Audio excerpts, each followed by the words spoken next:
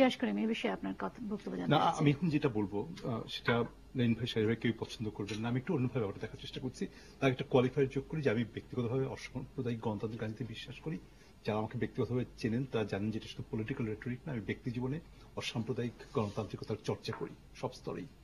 কিন্তু জামাতের ৭১ সালের ব্যাপারটা যদি আমরা এই মুহূর্তে না বলে জামাতকে রাজনীতি করতে দেওয়া হবে কিনা বাংলাদেশে সেটা প্রশ্ন করি, এটা নির্ভর করবে যে আমরা কি মডেল দিয়ে দেখছি জামাতকে। আমি যদি একটা মাল্টি পার্টি ডেমোক্রেসির কথা ভাবি তাহলে এক ধরনের বিতর্ক হবে। আমি যদি বলি যে না, আমি সমস্ত পার্টিকে আমার যারা মতের বিরুদ্ধে কথা বলে তাদেরকে আমি কথা বলতে দেব না, তাহলে আমরা বিতর্কটা একভাবে করব। আমরা যদি বলি যে জামাতকে আমরা নিষিদ্ধ করবো, জামাত নিষিদ্ধ রাজনৈতিক দল, তাহলে বিতর্কটা আরেকভাবে হবে।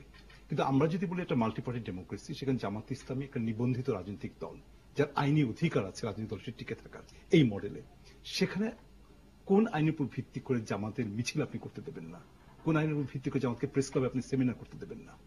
হ্যাঁ, আমি জামাতকে ডিফেন্ড করছি না, আশা করি আমার বক্তব্যটা আপনি বুঝতে পারছেন। আমি যদি একটা দুটো লাইন যোগ করি, একদম আপনি যদি কম্পারেটিভ পলিটিক্স দৃষ্টিভঙ্গি থেকে দেখেন, পৃথিবীর যে কোনো জায়গাতেই যদি একটি রাজনৈতিক দলকে তার নিয়মতান্ত্রিক পথে আপনি এগোতে না দেন, এ ধরনের চোরাগুপ্তা হামলা হবে। আমি মনে করি জামাতের ব্যাপারটা আলাদা, কারণ জামাতের ৭১ সালের ভূমিকার জন্য এটাকে নিষিদ্ধ করার একটা কথা হতে পারে। যদিও লেনিন ভাইরা জামাতকে নিষিদ্ধ করবেন না, আমি বাজি ধরতে রাজি আছি, কারণ জামাত নিষিদ্ধ হয়ে গেলে আওয়ামী লীগের বিরাট রাজনৈতিক পুঁজি হারিয়ে যেতে পারবে। আওয়ামী লীগের যে এই যে কথায় কথায় আমি ধর্মের ভিত্তিতে রাজনৈতিক দলকে নিষিদ্ধ করার বিপক্ষে। আমি অসাম্প্রদায়িক, কিন্তু আমি অসাম্প্রদায়িক রাজনৈতিক দলকে রাজনৈতিকভাবে প্রতিহত করতে চাই।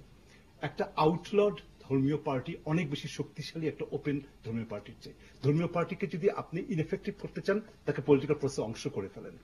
মুসলিম ব্রাদারহুডকে ইজিপ্টে ঠেকানো যায় না, এত বছর পর মুসলিম ব্রাদারহুড অনেক বেশি